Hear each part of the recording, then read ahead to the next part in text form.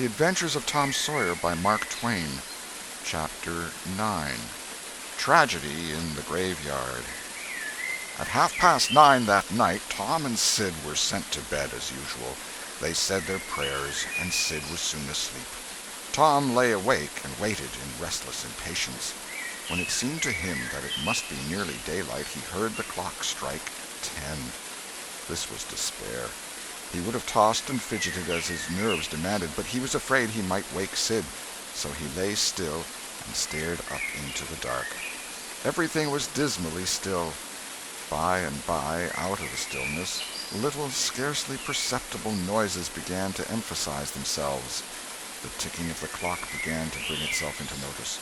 Old beams began to crack mysteriously. The stairs creaked faintly. Evidently spirits were abroad.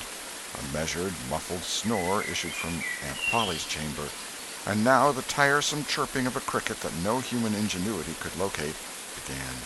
Next, the ghastly ticking of a death watch in the wall at the bed's head made Tom shudder. It meant that somebody's days were numbered.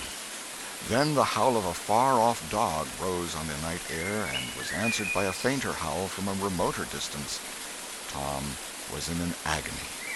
At last he was satisfied that time had ceased and eternity begun.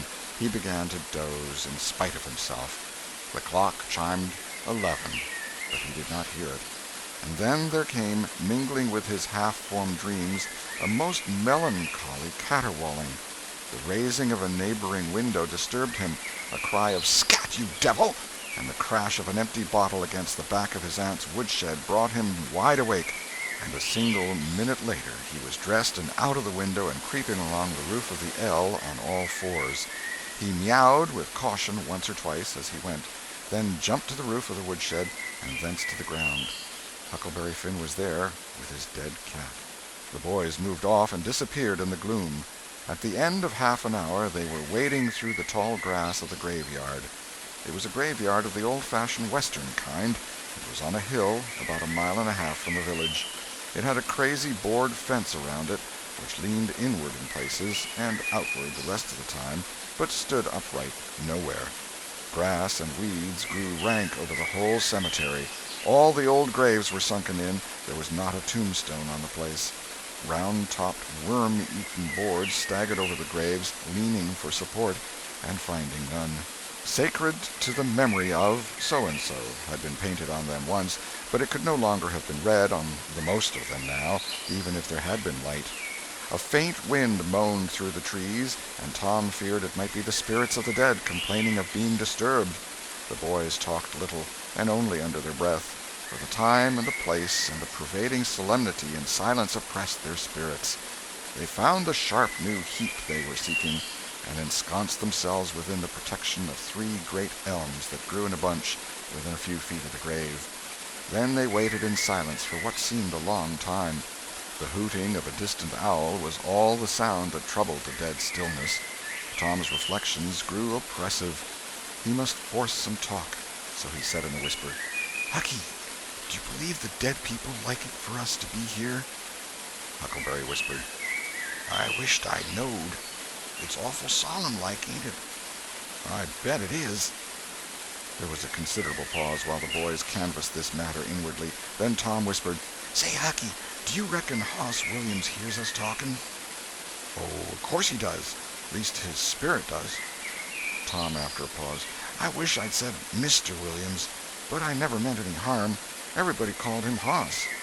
"A body can't be too particular how they talk about these here dead people, Tom." This was a damper, and conversation died again. Presently Tom seized his comrade's arm and said, "Shh!" "What is it, Tom?" And the two clung together with beating hearts. "Shh! There it is again. Didn't you hear it?" "Aye, there! Now you hear it." "Lord, Tom, they're coming. They're coming, sure. What'll we do?" "I don't know. Think they'll see us?" "Oh, Tom, they can see in the dark, same as cats. I wished I hadn't come." "Oh, don't be feared. I don't believe they'll bother us. We ain't doing any harm. If we keep perfectly still, maybe they won't notice us at all." "I'll try to, Tom, but Lord, I'm all a shiver. Listen." The boys bent their heads together and scarcely breathed. A muffled sound of voices floated up from the far end of the graveyard. "Look! See, there!" whispered Tom. "What is it?" "It's devil fire. Oh, Tom, this is awful." Some vague figures approached through the gloom, swinging an old-fashioned tin lantern that freckled the ground with innumerable little spangles of light. Presently Huckleberry whispered with a shudder, "It's the devil, sure enough, 3 of them. Lordy, Tom, we're goners. Can you pray?" "I'll try, but don't you be afeard. They ain't going to hurt us. Now I lay me down to sleep. Shh! What is it, Huck?" "They're humans. One of 'em is, anyway. One of 'em's old Muff Potter's voice." "No, 'tain't so, is it?" "I bet I know it. Don't you stir nor budge. He ain't sharp enough to notice us. Drunk the same as usual, likely. Blamed old rip." "All right, I'll keep still. Now they're stuck. Can't find it. Here they come again. Now they're hot. Cold again. Hot again. Red hot. They're pointed right this time. Say, Huck, I know another of them voices. It's Injun Joe." "That's so, that murdering half-breed. I'd druther they was devils a dern sight. What can they be up to?" The whisper died wholly out now, for the 3 men had reached the grave and stood within a few feet of the boy's hiding place. "Here 'tis," said the 3rd voice, and the owner of it held up the lantern and revealed the face of young Dr. Robinson. Potter and Injun Joe were carrying a hand barrow with a rope and a couple of shovels on it. They cast down their load and began to open the grave. The doctor put the lantern at the head of the grave and came and sat with his back against one of the elm trees. He was so close the boys could have touched him. "Hurry, men," he said in a low voice. "The moon might come out at any moment." They growled a response and went on digging. For some time there was no noise but the grating sound of the spades discharging their freight of mold and gravel. It was very monotonous. Finally a spade struck upon the coffin with a dull, woody accent, and within another minute or 2 the men had hoisted it out of the ground. They pried off the lid with their shovels, got out the body, and dumped it rudely on the ground. The moon drifted from behind the clouds and exposed the pallid face. The barrow was got ready and the corpse placed on it, covered with a blanket, and bound to its place with a rope. Potter took out a large spring knife and cut off the dangling end of the rope, and then said, "Now the cussed thing's ready, Sawbones, and you'll just out with another 5, or here she stays." "That's the talk," said Injun Joe. "Look here, what does this mean?" said the doctor. "You required your pay in advance, and I've paid you." "Yes, and you've done more than that," said Injun Joe, approaching the doctor, who was now standing. 5 years ago you drove me away from your father's kitchen one night when I come to ask for something to eat, and you said I weren't there for any good, and when I swore I'd get even with you if it took 100 years, your father had me jailed for a vagrant. Did you think I'd forget? The Injun blood ain't in me for nothing, and now I've got you, and you got to settle, you know." He was threatening the doctor with his fist in his face by this time. The doctor struck out suddenly and stretched the ruffian on the ground. Potter dropped his knife and exclaimed, "Here, now, don't you hit my pard!" And the next moment he was grappled with the doctor, and the 2 were struggling with might and main, trampling the grass and tearing the ground with their heels. Injun Joe sprang to his feet, his eyes flaming with passion, snatched up Potter's knife, and went creeping, cat-like and snooping, round and round about the combatants, seeking an opportunity. All at once the doctor flung himself free, seized the heavy headboard of William's grave, and felled Potter to the earth with it. And in the same instant the half-breed saw his chance and drove the knife to the hilt in the young man's breast. He reeled and fell partly upon Potter, flooding him with his blood, and in the same moment the clouds blotted out the dreadful spectacle, and the 2 frightened boys went speeding away in the dark. Presently, when the moon emerged again, Injun Joe was standing over the 2 forms, contemplating them. The doctor murmured inarticulately, gave a long gasp or 2, and was still. The half-breed muttered, "That score is settled, damn you." Then he robbed the body, after which he put the fatal knife in Potter's open right hand and sat down on the dismantled coffin. 3, 4, 5 minutes passed, and then Potter began to stir and moan. His hand closed upon the knife. He raised it, glanced at it, and let it fall with a shudder. Then he sat up, pushing the body from him, and gazed at it. And then around him, confusedly, his eyes met Joe's. "Lord, how is this, Joe?" he said. "It's a dirty business," said Joe, without moving. "What did you do it for?" I never done it." "Look here, that kind of talk won't wash." Potter trembled and grew white. "I thought I'd got sober." I'd no business to drink tonight, but it's in my head yet, worse'n when we started here. I'm all in a muddle, can't recollect anything of it hardly. Tell me, Joe, honest now, old feller, did I do it? Joe, I never meant to, upon my soul and honor, I never meant to, Joe. Tell me how it was, Joe. Oh, it's awful, and him so young and promising. Why, you two was scuffling, and he fetched you one with the headboard, and you fell flat, and then up you come, all reeling and staggering like, and snatched the knife and jammed it into him, just as he fetched you another awful clip, and here you've laid, as dead as a wedge till now. Oh, I didn't know what I was doing. I wish I may die this minute if I did. It was all on account of the whiskey and the excitement, I reckon. I never used a weapon in my life before, Joe. I've fought, but never with weapons. They'll all say that. Joe, don't tell. Say you won't tell, Joe. That's a good feller. I always liked you, Joe, and stood up for you, too. Don't you remember?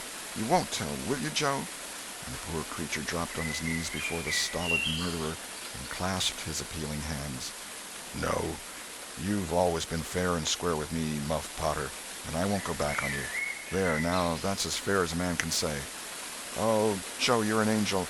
I'll bless you for this, the longest day I live. And Potter began to cry. Come now, that's enough of that. This ain't any time for blubbering. You be off yonder way, and I'll go this. Move now, and don't leave any tracks behind you. Potter started on a trot that quickly increased to a run. The half-breed stood looking after him, and he muttered, If he's as much stunned with the lick and fuddled with rum as he had the look of being, he won't think of the knife till he's gone so far he'll be afraid to come back after it to such a place by himself, chicken heart. 2 or 3 minutes later, the murdered man, the blanketed corpse, the lidless coffin, and the open grave were under no inspection but the moon's. The stillness was complete again, too. End of Chapter 9. Chapter 10. Dire Prophecy of the Howling Dog. The two boys flew on and on toward the village, speechless with horror. They glanced backwards over their shoulders from time to time, apprehensively, as if they feared they might be followed. Every stump that started up in their path seemed a man and an enemy, and made them catch their breath. And as they sped by some outlying cottages that lay near the village, the barking of the aroused watchdogs seemed to give wings to their feet.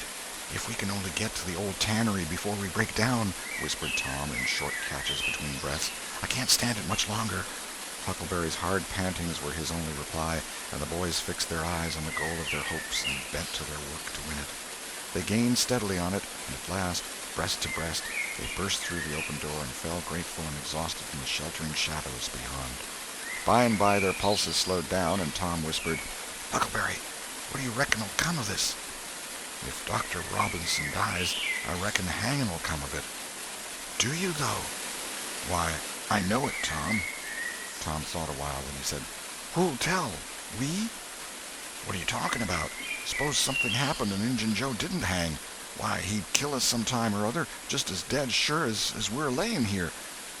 That's just what I was thinking to myself, Huck. If anybody tells, let Muff Potter do it. If he's fool enough. He's generally drunk enough. Tom said nothing, went on thinking. Presently he whispered, Huck, Muff Potter don't know it. How can he tell? What's the reason he don't know it? Because he just got that whack when Injun Joe done it. Do you reckon he could see anything? Do you reckon he knowed anything? By hokey, that's so, Tom. And besides, look here, maybe that whack done for him. No, 'tain't likely, Tom. He had liquor in him. I could see that, and besides, he always has. Well, when Pap's full, you might take and belt him over the head with a church, and you couldn't faze him. He says so his own self. So it's the same with Muff Potter, of course. But if a man was dead sober, I reckon maybe that whack might fetch him. I don't know. After another reflective silence, Tom said, Hucky, you sure you can keep mum? Tom, we got to keep mum. You know that. That Injun devil wouldn't make any more of drowning us than a couple of cats, if we was to squeak about this and they didn't hang him. Now, looky here, Tom. Let's take and swear to one another. That's what we got to do. Swear to keep mum. I'm agreed. It's the best thing. Would you just hold hands and swear that we... Oh, no, that wouldn't do for this. That's good enough for little rubbishy common things, especially with gals, 'cause they go back on you anyway, and blab if they get in a huff. But there ought to be writing about a big thing like this, and blood. Tom's whole being applauded this idea. It was deep and dark and awful. The hour, the circumstances, the surroundings were in keeping with it. He picked up a clean pine shingle that lay in the moonlight, took a little fragment of red keel out of his pocket, got the moon on his work, and painfully scrawled these lines, emphasizing each slow downstroke by clamping his tongue between his teeth and letting up the pressure on the upstrokes. See next page. Huckleberry was filled with admiration of Tom's facility in writing and the sublimity of his language. He at once took a pin from his lapel and was going to prick his flesh, but Tom said, "Hold on, don't do that. A pin's brass. It might have verdigris on it." "What's verdigris?" "It's pison. That's what it is. You just swallow some of it once, you'll see." So Tom unwound a thread from one of his needles, and each boy pricked the ball of his thumb and squeezed out a drop of blood. "Huck Finn and Tom Sawyer swears they will keep mum about this, and they wish they may drop down dead in their tracks if they ever tell, and rot." In time, after many squeezes, Tom managed to sign his initials using the ball of his little finger for a pen. Then he showed Huckleberry how to make an H and an F, and the oath was complete. They buried the shingle close to the wall, with some dismal ceremonies and incantations, and the fetters that bound their tongues were considered to be locked and the key thrown away. A figure crept stealthily through a break in the other end of the ruined building now, but they did not notice it. "Tom," whispered Huckleberry, "does this keep us from ever telling always?" "Of course it does. It don't make any difference what happens. We got to keep mum. We drop down dead. Don't you know that?" "Yes, I reckon that's so." They continued to whisper for some little time. Presently a dog set up a long, lugubrious howl just outside, within 10 feet of them. The boys clasped each other suddenly in an agony of fright. "Which of us does he mean?" gasped Huckleberry. "I don't know. Peep through the crack, quick." "No, you, Tom." I can't do it, Huck." "Please, Tom. There 'tis again." "Oh, Lordy, I'm thankful," whispered Tom. "I know his voice. It's Bull Harbison." Note: if Mr. Harbison had owned a slave named Bull, Tom would have spoken of him as Harbison's Bull, but a son or a dog of that name was Bull Harbison. "Oh, that's good. I tell you, Tom, I was scared to death, and I'd have bet anything it was a stray dog." The dog howled again. The boy's heart sank once more. "Oh, my, that ain't no Bull Harbison," whispered Huckleberry. "Do, Tom." Tom, quaking with fear, yielded and put his eye to the crack. His whisper was hardly audible when he said, "Oh, Huck, it's a stray dog." "Quick, Tom, quick. Who does he mean?" "Huck, he must mean us both. We're right together." "Oh, Tom, I reckon we're goners. I reckon there ain't no mistake about where I'll go to. I've been so wicked. Dag fetch it, this comes of playing hooky and doing everything a feller's told not to do. I might have been good like Sid if I'd have tried, but no, I wouldn't, of course. But if ever I get off of this time, I lay I'll just waller in Sunday schools." And Tom began to snuffle a little. "You bad?" And Huckleberry began to snuffle too. "Consound it, Tom Sawyer, you're just old pie, alongside of what I am. Oh, Lordy, Lordy, Lordy, I wished I'd only had half your chance." Tom choked off and whispered, "Look, Hucky, look! He's got his back to us." Hucky looked with joy in his heart. "Well, he has, by jingoes. Did he before?" "Yes, he did, but like a fool, I never thought. Oh, this is bully, you know. Now, who can he mean?" The howling stopped, and Tom pricked up his ears. "Shh, what's that?" he whispered. "Sounds like hogs grunting." "No, it's somebody snoring, Tom." "That is it. Whereabouts is it, Huck?" "I believe it's down at t'other end. Sounds so, anyway. Pap used to sleep there sometimes, along with the hogs, but laws bless you, he just lifts things when he snores. Besides, I reckon he ain't ever coming back to this town anymore." The spirit of adventure rose in the boys' souls once more. "Hucky, do you dast to go if I lead?" "I don't like too much. Tom, suppose it's Injun Joe." Tom quailed, but presently the temptation rose up strong again, and the boys agreed to try, with the understanding that they would take to their heels if the snoring stopped. So they went tiptoeing stealthily down, one behind the other. When they had got to within 5 steps of the snorer, Tom stepped on a stick, and it broke with a sharp snap. The man moaned, writhed a little, and his face came into the moonlight. It was Muff Potter. The boys' hearts had stood still, and their hopes too, when the man moved, but their fears passed away now. They tiptoed out through the broken weatherboarding and stopped at a little distance to exchange a parting word. That long, lugubrious howl rose on the night air again. They turned and saw the strange dog standing within a few feet of where Potter was lying, and facing Potter, with his nose pointing heavenward. "Oh, Jiminy, it's him!" exclaimed both boys in a breath. "Say, Tom, they say a stray dog come howling round Johnny Miller's house about midnight as much as 2 weeks ago, and a whippoorwill come in and lit on the banisters and sung the very same evening, and there ain't anybody dead there yet."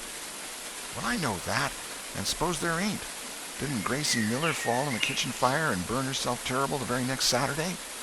"Yes, but she ain't dead, and what's more, she's getting better, too."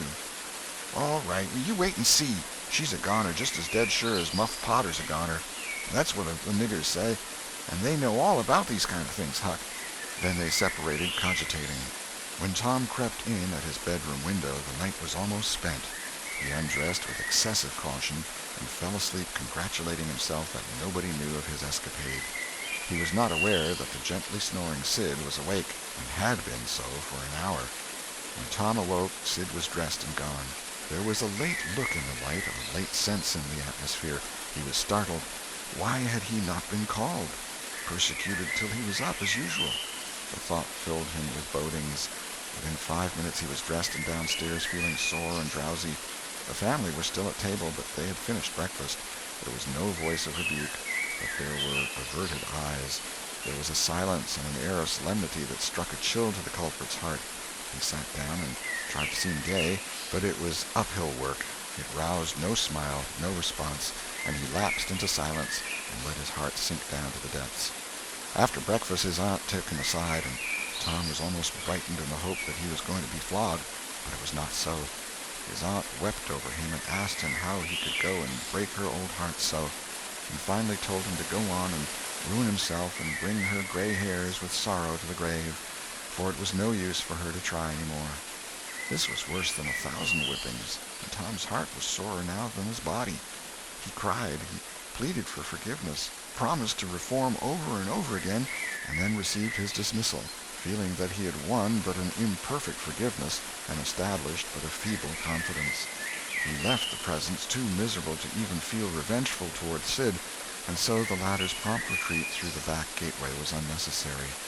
He moped to school, gloomy and sad, and took his flogging, along with Joe Harper, for playing hooky the day before, with the air of one whose heart was busy with heavier woes and wholly dead to trifles.